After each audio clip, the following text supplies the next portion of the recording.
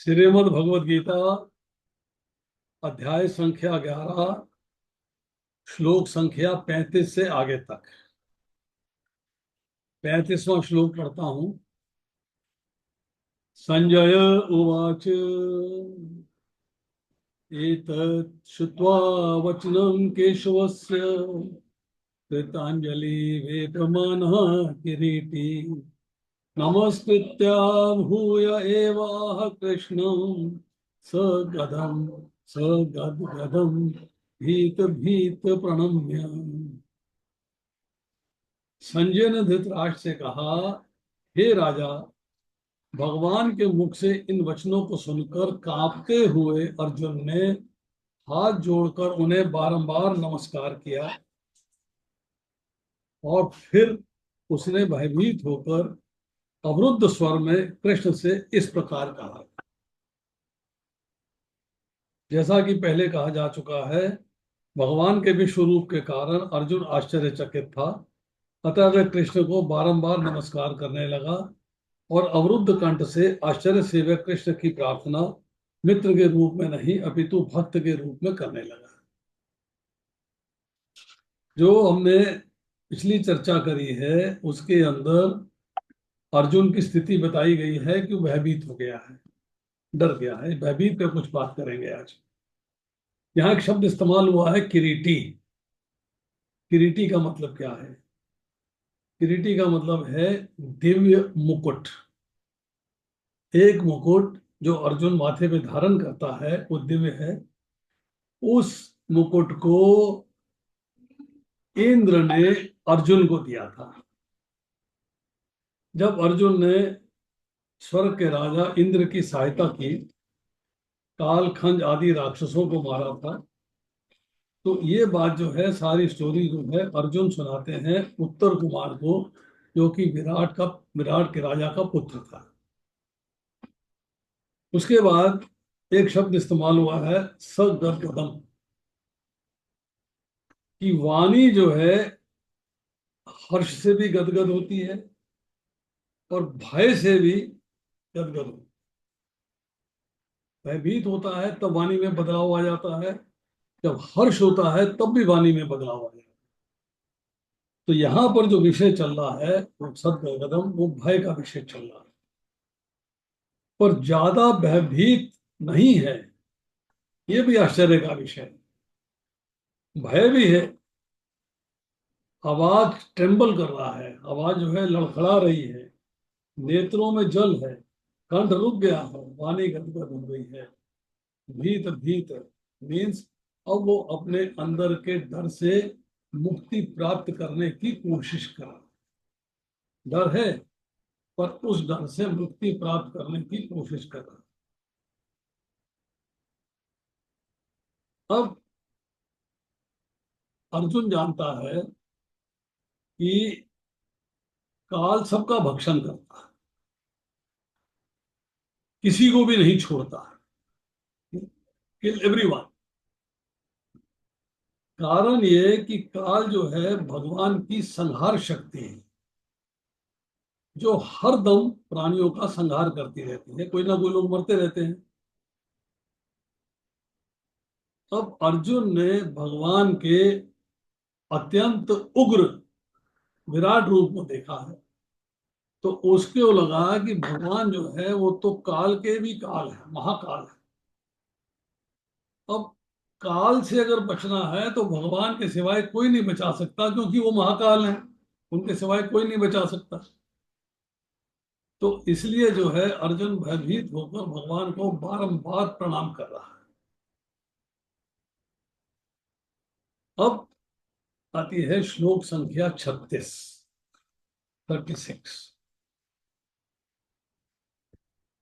अब अर्जुन कह रहा है, पिछला वाला श्लोक संजय ने कहा था धृतराष्ट्र से।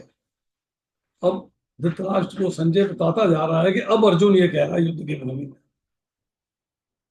अर्जुन उवाच स्थाने ऋषिकीश तव प्रकीर्त्या जगत् प्रहिष्यति अनुरज्यते च रक्षांसि भीतानि दिशा द्रवन्ति सर्वे नमस्यन्ति च सिद्ध संगा। अर्जुन ने कहा, हे ऋषिकेश, आपके नाम के श्रवण से संसार हर्षित होता है, प्रसन्न होता है। ये बात पद्म पुराण में साफ कही गई है। और सभी लोग आपके प्रति अनुरक्त होते हैं, आपके प्रति आकर्षित हो जाते हैं। यद्यपि सिद्ध पुरुष आपको नमस्कार करते हैं, किंतु असुरगण भयभीत है। और असुरगण जो है इधर उधर भाग रहे हैं। और ये ठीक ही हुआ है, अपने विराट रूप दिखाया तो असुर भागने शुरू हो गए। इसके तात्पर्य में शिल बहुपा लिखते हैं, कृष्ण से कुरुक्षेत्र युद्ध के परिणाम को सुनकर अर्जुन प्रबुद्ध हो गया और भगवान के परम भक्त तथा मित्र के रूप में उनसे बोला कि कृष्ण जो करते हैं वे सब उचित है। अर्जुन ने पुष्टि की है, कृष्ण ही पालक हैं और भक्तों के आराध्य और अवांछित तत्वों के संहार करता है। भक्त भगवान की आराधना करते हैं और अवांछित तत्व जो असुर हैं वो उनका संहार करते हैं। उनके सारे कार्य सबों के लिए समान रूप में शुभ होते हैं। असुरों का संहार भी असुरों के लिए शुभ है, भक्तों की आराधना भी भक्तों के लिए शुभ है। यहां पर अर्जुन ये समझ पाता है कि युद्ध समाप्त होने को था, तो अंतरिक्ष से अनेक देवता, सिद्ध तथा उच्चतर लोगों के बुद्धिमान प्राणी युद्ध को देख रहे थे। पीपल आर वॉचिंग, देवता भी देख रहे हैं, अंतरिक्ष के प्राणी भी देख रहे हैं, सिद्धगण भी देख रहे हैं, सब युद्ध को देख रहे हैं। क्यों? क्योंकि उस युद्ध में कृष्ण उपस्थित है। This is important point. Krishna की उपस्थिति है तो कृष्ण को देख रहे हैं कि भगवान के दर्शन होंगे, नंबर एक। नंबर दो, भगवान क्या कार्यकलाप अर्जुन से करवा रहे हैं और खुद क्या कर रहे हैं ये भी भगवान, ये भी सब लोग देख रहे हैं। जब अर्जुन ने भगवान का विश्व रूप देखा तो देवताओं को आनंद हुआ, देवताओं ने एंजॉय किया। किंतु अन्य लोग जो असुर तथा नास्तिक थे, भगवान की प्रशंसा सुनकर सहन नहीं कर सके। वे भगवान के विनाशकारी रूप से डरकर भाग गए, रन अवे। भक्तों तथा नास्तिकों के प्रति भगवान के व्यवहार की अर्जुन द्वारा प्रशंसा की गई है। भक्त प्रत्येक अवस्था में भगवान का गुणगान करता है, क्योंकि वे जानता है कि वे जो कुछ भी करते हैं वह सबों के हित में है।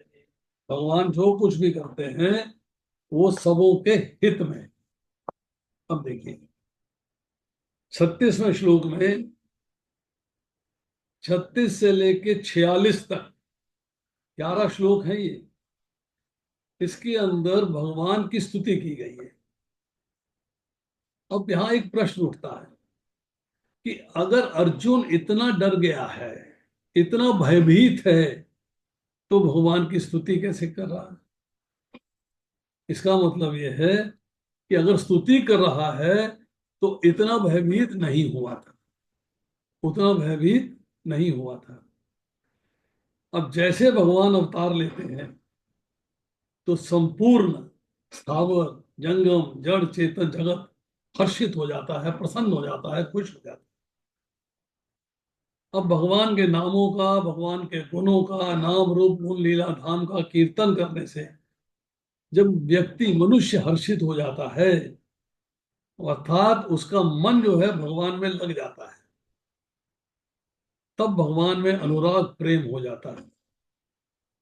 पर राक्षस असुर भयभीत होकर भाग जाते हैं। अब सब के सब दृश्य जो भी दिखाई दे रहा है भगवान के नित्य दिव्य अलौकिक विराट रूप में दिखाई दे रहा है, वही दिखाई दे रहा है, विजिबल वही है। अब उसी में से जहां भी वो देखता है वहां विचित्र लीला हो रही है, विचित्र लीला हो रही है। वो उसको आश्चर्य है इन लीलाओं के ऊपर। अब जगत का हर्षित होना, राक्षसों का डर के भाग जाना, सिद्धों का नमस्कार करना, ये सब कुछ विराट रूप के अंदर ही दिखाई दे रहा है। और जो अर्जुन को दिखाई दे रहा है वो बाहरी जगत की वस्तु, बाहरी जगत की चीज भी उसी विराट जगत में, विराट रूप में दिखाई दे रही है, वो उससे एक्स्ट्रा नहीं है। और ये विराट रूप केवल अर्जुन को दिखाई दे रहा है और किसी को नहीं। No one else. केवल अर्जुन ही इस विराट रूप को देख पा रहा है। अब राक्षस भागे, भूत भागे, प्रेत भागे, भयभीत होकर। किस कारण से? भगवान के नाम से, भगवान के गुण से, भगवान की लीला के वर्णन से। उससे भागे, भागे हैं अपने पाप के कारण। कि जब पापी होता है व्यक्ति, तो पापी होते हैं, राक्षस हैं, भूत हैं, प्रेत हैं, व्यक्ति हैं जो पापी होते हैं, वो अपने पापों के कारण पवित्रों में पवित्र भगवान का नाम, मंगलों में मंगल स्वरूप भगवान के गुणगान को सह नहीं सकते, सहन नहीं कर सकते हो। तो जहां गुणगान होता है वहां वो टिक नहीं पाते, वहां से भाग लेते। पर अगर कोई 1% उसमें टिक जाता है तो उसका सुधार हो जाता है, उसकी दुष्ट योनि छूट जाती है और उसका कल्याण हो जाता है। ये बात समझने वाली है। अब दूसरी बात यह है कि जब कोई व्यक्ति भगवान की तरफ चलता है, मतलब भगवान के सम्मुख हो जाता है, तो उससे शांति मिलती है, आनंद मिलती है, प्रसन्नता मिलती है, प्रसन्नता होती है, विघ्नों का नाश होता है। परंतु अगर कोई भगवान से विमुख हो जाता है, भगवान की तरफ अपनी पीठ कर लेता है, भगवान को न समझता है, न जानता है, न मानता है, तो उसको दुख मिलता है, अशांति होती है। अर्थ क्या हुआ? तात्पर्य क्या है? तात्पर्य यह है कि भगवान के हम अंश हैं, और अंश होने के नाते जब भगवान के सम्मुख जाते हैं तो हमें शांति, क्षमा, निम्रता सारे गुण प्रकट हो जाते हैं। और जब भगवान के विमुख हो जाते हैं तो दुख आ जाते हैं। ये संबंध है जीवात्मा और परमात्मा और संसार के बीच का। स्वरूप से हम भगवान के अंश हैं, और प्रकृति ने हमें पकड़ लिया है। प्रकृति से हम आकर्षित हो गए हैं, प्रकृति को एंजॉय करना चाहते हैं। तो जो जो प्रकृति के तरफ झुकते हैं, तो हमारी इच्छा क्या होती है? भोग लें और संग्रह कर लें। भोग और संग्रह की इच्छा बढ़ जाती है, और इसी के लिए हम कार्य करते हैं। हमारे कर्म जो हैं वो इसी के लिए होते हैं। और जब कर्म करते हैं इसके लिए, तो अभाव होता है, अशांति होती है, दुख होता है, जलन होती है, संताप होता है, कष्ट ही कष्ट आते चले जाते हैं। परंतु जब संसार से विमुख हो जाते हैं और हम जो है भगवान के सम्मुख हो जाते हैं, जब संसार से विमुख हो गए और भगवान के सम्मुख हो गए, त्यों त्यों आनंद की प्राप्ति होती जाती है और दुख मिटता चला जाता है। अब आती है श्लोक संख्या 37, 37। कस्माच तेन नमरेण महात्मना गरीयसे ब्रह्मण अपि आदिकर्त्रे अनंतेश जगत निवास त्वम अक्षरम सत सत पर परम यत। मतलब, हे महात्मा, आप ब्रह्मा से भी बढ़कर हैं, आप आदि सृष्टा हैं, तो फिर आपको सादर नमस्कार क्यों ना करें? हे अनंत, हे देवेश, हे जगन निवास, आप परम स्रोत, अक्षर, कारणों के कारण तथा इस भौतिक जगत से परे हैं। भगवान इस भौतिक जगत का अंश नहीं है, प्रकट हुए हैं यहाँ पर, भगवान भौतिक जगत से परे हैं। अर्जुन इस प्रकार नमस्कार करके ये सूचित करता है कि कृष्ण सबों के पूजनीय हैं, वे सर्वव्यापी हैं, प्रत्येक जीव की आत्मा है। अर्जुन कृष्ण को महात्मा कहकर संबोधित करता है, जिसका अर्थ यह है कि वे उदार तथा अनंत है। अनंत सूचित करता है कि ऐसा कुछ भी नहीं है जो भगवान की शक्ति और प्रभाव से आच्छादित ना हो। और देवेश का अर्थ है कि समस्त देवताओं के नियंता है और उन सब के ऊपर है। देव ईश देवताओं के देवता है, वे समग्र ईश्वर के आश्रय हैं। अर्जुन ने भी सोचा कि सर्वथा उपयुक्त है कि सारे सिद्ध तथा शक्तिशाली देवता भगवान को नमस्कार करते हैं, क्योंकि उनसे बढ़कर और कोई नहीं है। अर्जुन विशेष रूप से उल्लेख करता है कि कृष्ण ब्रह्मा से भी बढ़कर है, क्योंकि ब्रह्मा उन्हीं के द्वारा उत्पन्न हुए हैं। ब्रह्मा का जन्म कृष्ण के मूल विस्तार गर्भोदकशाही विष्णु की नाभि से निकले कमल नाल से हुआ है। अतः ब्रह्मा तथा ब्रह्मा से उत्पन्न शिव एवं अन्य सारे देवताओं को चाहिए कि भगवान को नमस्कार करें। श्रीमद् भागवत में कहा गया है, शिव ब्रह्मा आदि इन सारे अन्य देवता भगवान का आदर करते हैं। अक्षरम शब्द अत्यंत महत्वपूर्ण है, क्योंकि ये जगत विनाशील है, किंतु भगवान इस जगत से परे हैं। वे समस्त कारणों के कारण हैं। अतः वे इस भौतिक सृष्टि के, भौतिक प्रकृति के तथा इस देश जगत के समस्त भौबद्ध जीवों से श्रेष्ठ हैं। इसीलिए वे परमेश्वर हैं। ईश्वर परम कृष्ण सच्चिदानंद विग्रह अनादि आदि गोविंदम सर्व कारण कारक। अब यहाँ पर जो है अर्जुन जो है भगवान को उनके अलग अलग नामों से पुकारता है। 11वें अध्याय के 36वें श्लोक में जो स्थानीय शब्द इस्तेमाल हुआ, उसमें सिद्ध समुदायों का नमस्कार करना उचित बताया गया।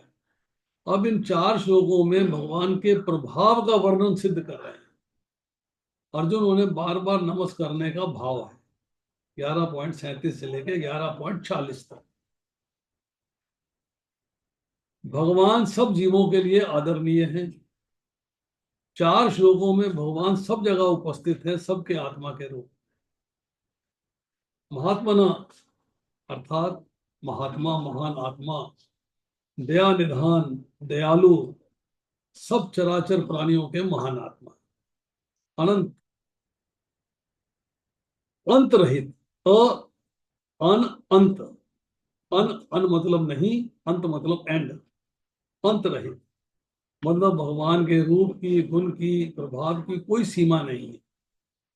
प्रिवेट्स एवरीथिंग, हर जगह उपस्थित है। देश हो, काल हो, वस्तु हो, व्यक्ति हो, किसी भी दृष्टि से ना भगवान की बिगिनिंग दिखाई देती है, ना भगवान का अंत दिखाई। देवेश जैसे मैंने बताया, सब देवताओं के ईश्वर मतलब कंट्रोलर ऑफ ऑल देवास, सब देवताओं के स्वामी, सब देवताओं के स्वामी अर्थात सब देवताओं के मालिक, सब देवताओं के नियंत्रक, जगन निवास, जगत निवास अर्थात अनंत सृष्टि। जगत का मतलब है अनंत सृष्टियां आपके किसी एक अंश में निवास करें। हमें देखने में सृष्टि बहुत बहुत बहुत बड़ी दिखाई देती है, पर कहाँ है? आपके शरीर के एक अंश मात्र। तो भी वो आपका अंश पूरा नहीं होता, उसमें और बहुत चीजें समा सकती हैं, खाली रहता है। गरीय से नमस्कार किसे किया जाता है? 2 लोग। नमस्कार करने के लिए 2 लोग, या तो गुरुजन जिनसे शिक्षा मिलती है, ज्ञान मिलता है, आप अंधकार से निकल के प्रकाश में आते हो। ओम अज्ञान तिमिरंधस्य ज्ञानांजन शलाकया। और दूसरे माता पिता जो जन्म देते हैं और लालन पालन करते हैं। अब ब्रह्मण्योत्यादि कत्रे मतलब ब्रह्मा जी की रचना करने वाले भी आप हैं। जब गर्भोदकशाही विष्णु से और कमल नाग से ब्रह्मा जी प्रकट होते हैं, तुम अक्षरम सदस तत्परम यथा, आप ही अक्षर स्वरूप हैं। ये बात 11वें अध्याय के 18वें श्लोक में भी कही गई है।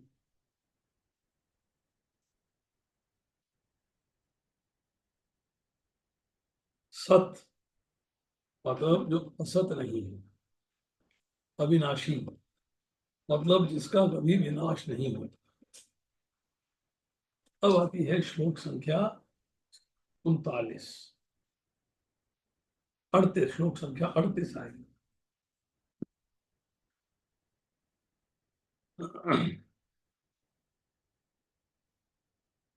त्वमादिदेव पुरुष पुराण, त्वमस्य विश्वस्य परम निधानम्, वित्ता असि वेद्यं च वरं च धाम, त्वया ततं विश्वम अनंत रूप। आप आदिदेव हैं, सनातन पुरुष हैं, दृश्य जगत के परम आश्रय हैं। आप सब कुछ जानने वाले हैं। आप ही वे सब कुछ हैं जो जानने के योग्य है। आप भौतिक गुणों से परे परम आश्रय हैं। हे अनंत रूप, ये संपूर्ण दृश्य जगत आपसे व्याप्त है। प्रत्येक वस्तु भगवान पर आश्रित है, अतः वे ही परम आश्रय है। निधानम का अर्थ है ब्रह्म तेज समेत सारी वस्तुएं भगवान कृष्ण पर आधारित है, आश्रित है। वे इस संसार में घटित होने वाले प्रत्येक घटना के जानने वाले हैं, और यदि ज्ञान का कोई अंत है तो वे समस्त ज्ञान के अंत है। अतः वे ज्ञाता हैं और वे वेद्यम भी है। वे जानने योग्य हैं क्योंकि वे सर्वव्यापी हैं। वैकुंठ लोक के कारण स्वरूप होने के कारण वे दिव्य हैं, और दिव्य लोक में प्रधान पुरुष है। कोई मुश्किल नहीं है समझने में, पर फिर भी हम इसको थोड़ा सा समझने का प्रयास करते हैं। आदि का मतलब होता है बिगिनिंग। आदि देव अर्थात संपूर्ण देवताओं के भी आदि देव हैं। सब लोग उन्हीं से उत्पन्न हुए हैं। अहम सर्वस्व प्रभु, सब कुछ मेरे से ही उद्भूत है। पुराण पुरुष, पुराण पुरुष मीन्स आप सदा से हैं, सदा से रहने वाले हैं, मतलब सनातन है। तमस्य विश्वस्य परम निधानम, देखने में, सुनने में, समझने में, जानने में जो कुछ संसार में आता है, उन सब की उत्पत्ति, सबकी स्थिति, सबका प्रलय, उस सब के परम आधार आप हैं। वेतासी मतलब संपूर्ण संसार को जानने वाले।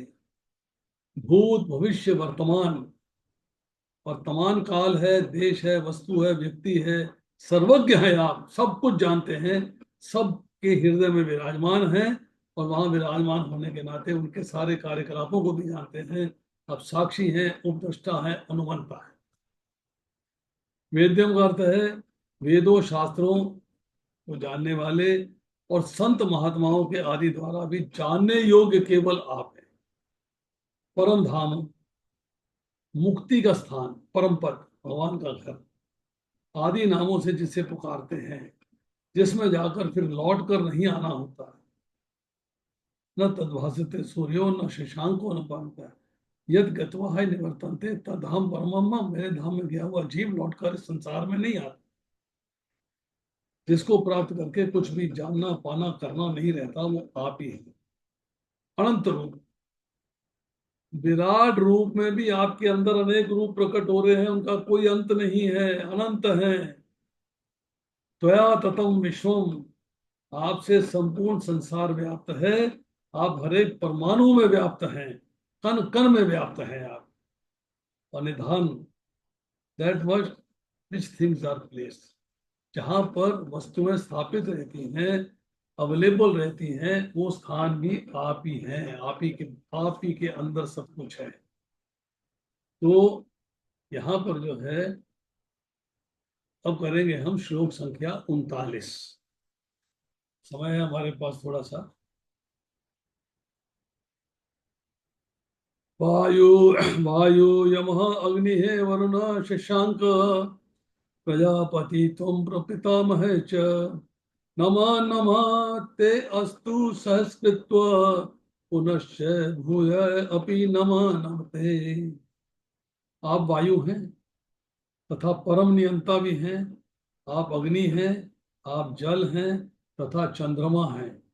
आप आदि जीव ब्रह्मा हैं, आप परपितामह हैं। अतः आपको हजार बार नमस्कार है, पुनः पुनः नमस्कार है। यहाँ अर्जुन जो है भगवान को बार बार बार बार नमस्कार कर रहा है। भगवान को वायु कहा गया है क्योंकि वायु सर्वव्यापी होने के कारण समस्त देवताओं का मुख्य अधिष्ठाता है। अर्जुन कृष्ण को पर पितामह, पर बाबा कहकर संबोधित करता है, क्योंकि वे विश्व के प्रथम जीव ब्रह्मा के भी पिता है। अब देखिए, वायु से सबको प्राण मिलते हैं, सब वायु की वजह से जी रहे हैं, सामर्थ्य मिलती है। यम, यम मतलब संयमनपुरी अर्थात यमलोक के अधिपति, संपूर्ण संसार पर जिनका शासन चलता है वो भी आप ही हैं। अग्नि है जो सब में व्याप्त होकर शक्ति देता है और प्रकट होकर प्रकाश देता है, और पेट में जठराग्नि के रूप में भी आप अन्न का पाचन करते हैं। वरुण, जल जो जीवन देता है, उसके भी अधिपति आप हैं। शशांक अर्थात चंद्रमा संपूर्ण औषधियों एवं वनस्पतियों का पोषण करता है। प्रजापति, प्रजा को उत्पन्न करने वाले दक्ष प्रजापति, और परपितामह है अर्थात ब्रह्मा के भी पिता, समस्त जगत को उत्पन्न करने वाले कश्यप, दक्ष प्रजापति, सप्तऋषि भी ब्रह्मा जी के पुत्र हैं। तो आप परपितामह हैं, आप जो है परपितामह हैं, अर्थात इंद्र आदि जितने भी देवता हैं वो सब के सब आप ही हैं, क्योंकि आप अनंत स्वरूप हैं। आपकी महिमा का वर्णन नहीं किया जा सकता। अब आती है श्लोक संख्या 40। नमः पुरस्तात् अथ पृष्ठत ते, नमस्तु ते सर्वथा एव सर्वः, अनंत वीर्या अमित विक्रम त्वं सर्वं समापनोषि तथा असि हो सर्वा। आपको आगे पीछे तथा चारों ओर से नमस्कार है। हे असीम शक्ति, आप अनंत पराक्रम के स्वामी हैं, आप सर्वव्यापी हैं, और आप सब कुछ हैं। कृष्ण के प्रेम से अभिभूत होकर उनका मित्र अर्जुन सभी दिशाओं में उनको नमस्कार कर रहा है और स्वीकार करता है कि कृष्ण समस्त बल तथा पराक्रम के स्वामी हैं और युद्ध भूमि में एकत्र समस्त योद्धाओं से कहीं अधिक श्रेष्ठ हैं।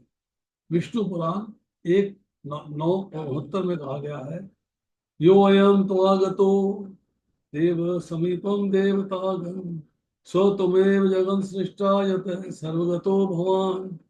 आपके समक्ष जो भी आता है, चाहे वे देवता ही क्यों ना हो, हे भगवान, वे आपके द्वारा ही उत्पन्न है, वो आपके द्वारा ही उत्पन्न है। अब यहाँ आती चर्चा कि अर्जुन बहुत भयभीत है, मैं क्या बोलूं ये उसकी समझ में नहीं आ रहा। तो वो अर्जुन जो है भगवान को दसों दिशाओं में नमस्कार कर रहा है, दसों दिशाओं में। 10 दिशाएं कौन कौन सी हैं? पूर्व और पश्चिम, उत्तर और दक्षिण, 4 दिशाएं हैं। पूर्व और उत्तर के बीच में ईशान, उत्तर और पश्चिम के बीच में वायव्य, पश्चिम और दक्षिण के बीच में नैत्रिय, और दक्षिण और पूर्व के बीच में आग्नेय। ये 4 और हो गई तो 8 दिशाएं हो गई। एक ऊपर और एक नीचे, 10 दिशाएं। चारों ओर भगवान को देख रहा है और भगवान को नमस्कार कर रहा है। अमित विक्रम मीन्स असीम पराक्रम, और अनंत वीर्य मीन्स तेज आदि बल से संपन्न, जिनके जिनसे ज्यादा तेज, जिनसे ज्यादा बल जो है किसी के पास नहीं। आपका पराक्रम युक्त संरक्षण जो आप करते हैं अपने भक्तों का, वो भी असीम है। आपकी शक्ति भी अनंत है और पराक्रम भी असीम है। अब आते हैं 2 श्लोक 41 और 42, लंबे हैं। सखेति मत्वा प्रसवं यदुक्तम्, हे कृष्ण हे यादव हे सखेति, अजानता महिमानं त्वदेदं मया प्रमादा प्रणयेन वापि। यत च अवहास अर्थम असत्कृत असि, विहार शय्या आसन भोजनेषु,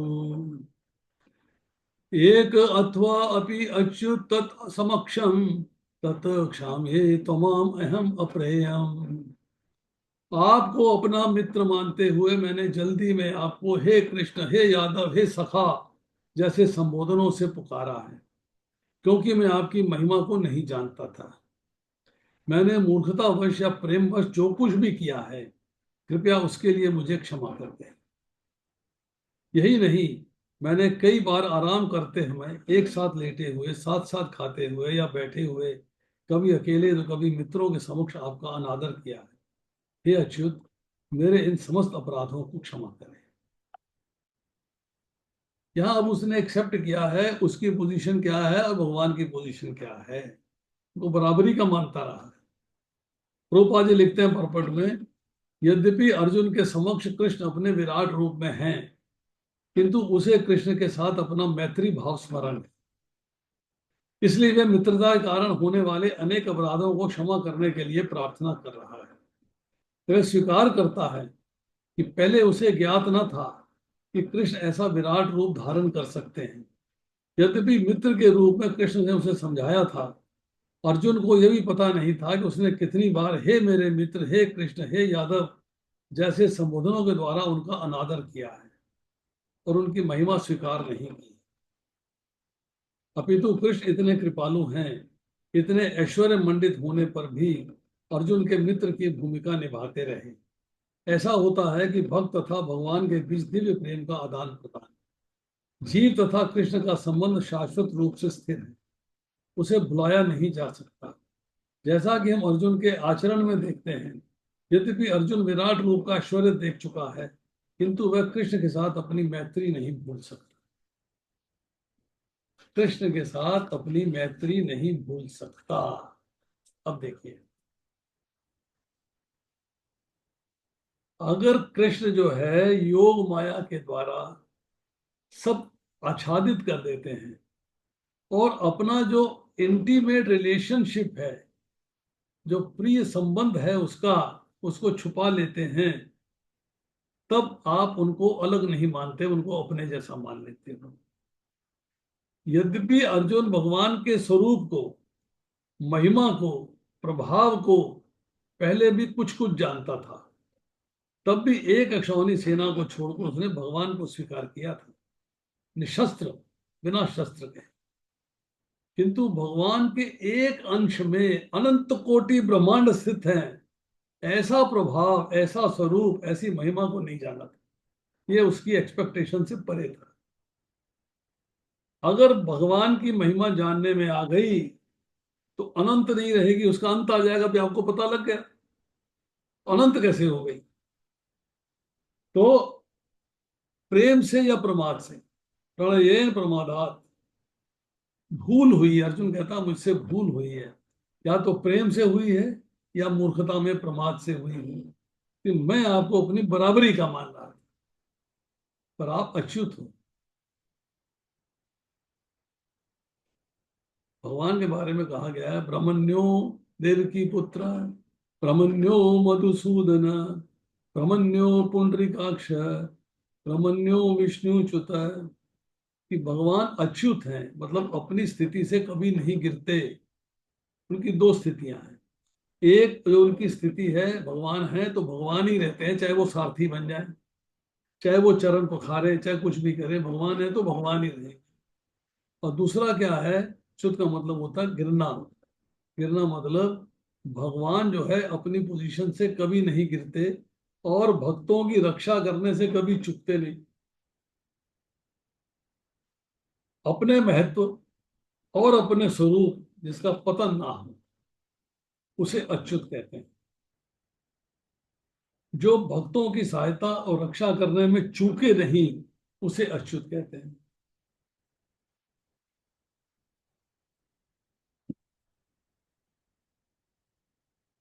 अवसार्थम, प्रेम, प्रमाद, विनोद, तीन कारणों से मनुष्य जब व्यवहार में मान अपमान का ख्याल नहीं करता, या तो प्रेम में होगा, या मूर्खता में होगा, या खेल खेल में होगा, विनोद में होगा, हंसी मजाक में होगा।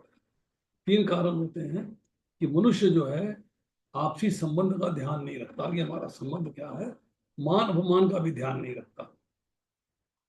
अर्जुन कहता है मैंने हंसी मजाक में आपका तिरस्कार किया है, चलते फिरते, बिछौने पर सोते, नहाते, जल विहार करते, खाते पीते, मैंने जो है आपका साथ व्यवहार ठीक नहीं किया है। अब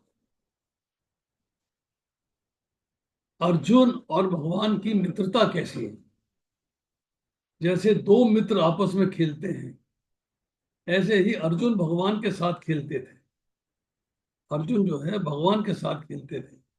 कभी स्नान करते तो अर्जुन हाथों से भगवान के ऊपर जल फेंकते और भगवान अर्जुन के ऊपर जल फेंकते। कभी अर्जुन भगवान के पीछे दौड़ते, कभी भगवान अर्जुन के पीछे दौड़ते। कभी दोनों आपस में हंसते, कभी हंसाते। कभी दोनों परस्पर अपनी विशेष कलाएं दिखाते। कभी कभी भगवान सो जाते, अर्जुन कहते तुम इतने फैल कर सो गए हो, क्या दूसरा नहीं सोएगा? मुझे भी तो सोना है। संजय जो है धृतराष्ट्र से बता रहे हैं कि मैं पांडवों के अंतःपुर में गया, बेडरूम में। बेडरूम मीन्स अंतःपुर। मैंने वहां क्या देखा? कृष्ण बैठे हुए हैं, अर्जुन बैठे हुए हैं, द्रौपदी बैठी हुई है और सत्यभामा बैठी। अर्जुन के चरण सत्यभामा की गोदी में है और द्रौपदी के चरण कृष्ण की गोदी में है। ऐसा प्रेम है दोनों में।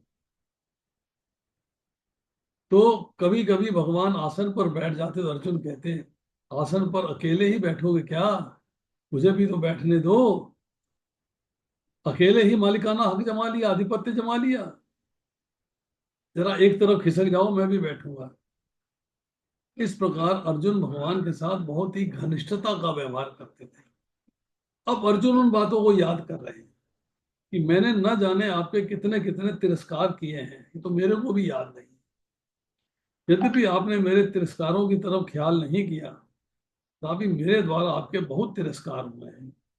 इसलिए मैं अप्रमेय स्वरूप आपके तिरस्कार की क्षमा मांगता हूं। भगवान को अप्रमेय कहने का अर्थ क्या है? कि दिव्य दृष्टि होने पर भी आप हमको दिव्य दृष्टि के बिना भी दिखाई देते हैं। विराट रूप नहीं देखा वो अलग बात है, पर भगवान तो साथ में है। हमको आपको देखने के लिए दिव्य दृष्टि की जरूरत नहीं है, उसके बिना भी आप दिखाई देते हैं। अर्जुन कहते हैं भागवत के अंदर पहले स्कंद के 15वें अध्याय के 19वें श्लोक कि भगवान श्री कृष्ण के साथ सोने, बैठने, घूमने, बातचीत करने और भोजन आदि करने में मेरा उनके साथ ऐसा सहज भाव हो गया था कि कभी कभी मैं, हे सखे तुम बड़े सच बोलने वाले हो, ऐसा कहकर आक्षेप भी कर देता था। परंतु वे महात्मा प्रभु अपने बड़प्पन के अनुसार मुझ कुबुद्धि को, इन समस्त तिरस्कारों को सह जाते थे। जैसे सखा के या पिता अपने पुत्र के तिरस्कार को सह जाता है। अब इसके बाद अब हमारे बज गए हैं 9:25। अब श्लोक का परपट लंबा है तो इसको अगली बार करेंगे। Will do it next time. तो अभी मैं आपको जो है अनम्यूट कर देता हूं। आप जो है